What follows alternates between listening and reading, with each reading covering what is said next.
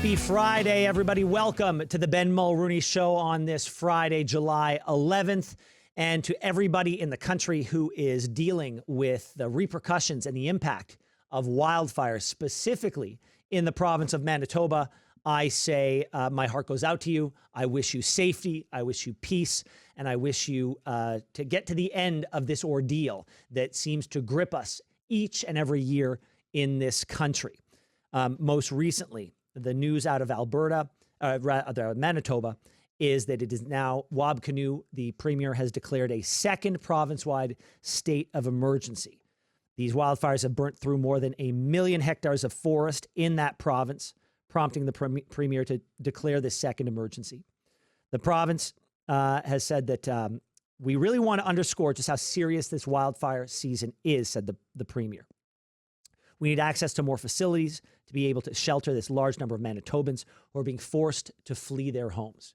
And I cannot imagine anything worse than being uprooted from the place that you call home. As I've said, for many reasons, whether it be a home invasion or whether it be a wildfire, that is your safe space. It is the definition of a safe space. There's some nonsense safe spaces out there. This is the real one. This is the one that you've invested in. This is the one that you've poured love into. This is the one where you've formed memories. And beyond that front door is a world that you can't control. And the fact that you've been taken out of that, my heart goes out to you. And I genuinely, from the bottom of my heart, wish every single Manitoban peace and safety and getting to the other side of this as quickly as possible. When the wildfires subside, my hope is your home is there to welcome you back. But again, this is all too commonplace these days. And it's not just in Canada. We saw what happened in the Palisades in Los Angeles, where Canadians stepped up and helped as best they could.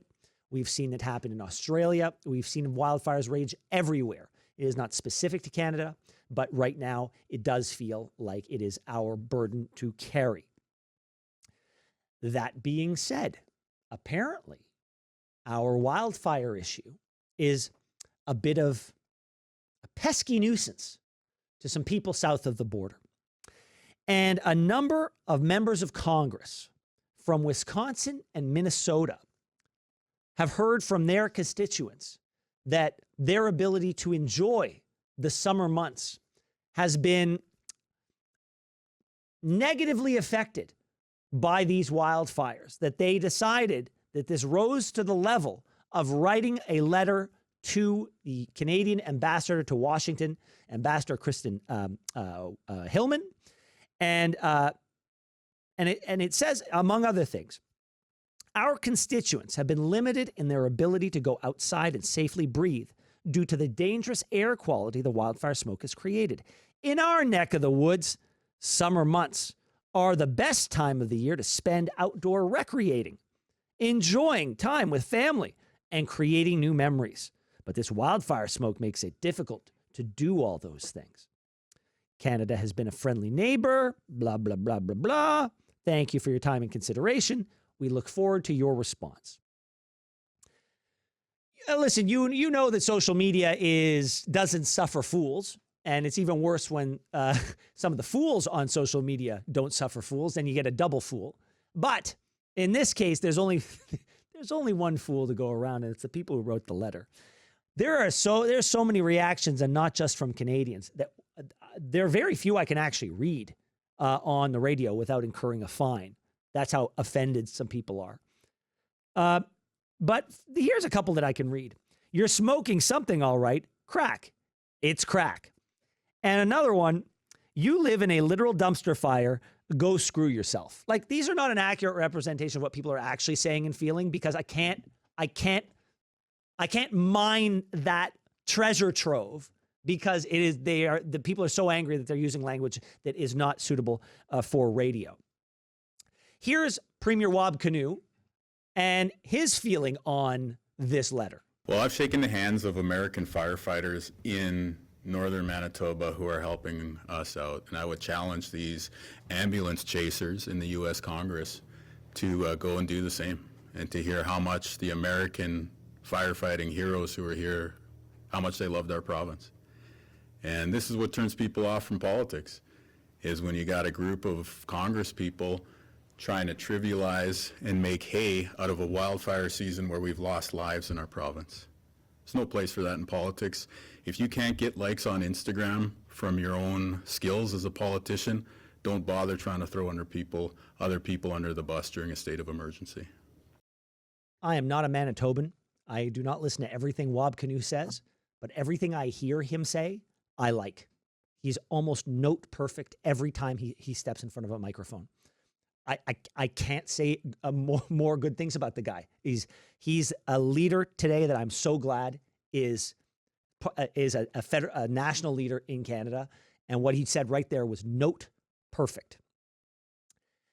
But look, social media turns the temperature up. So do wildfires.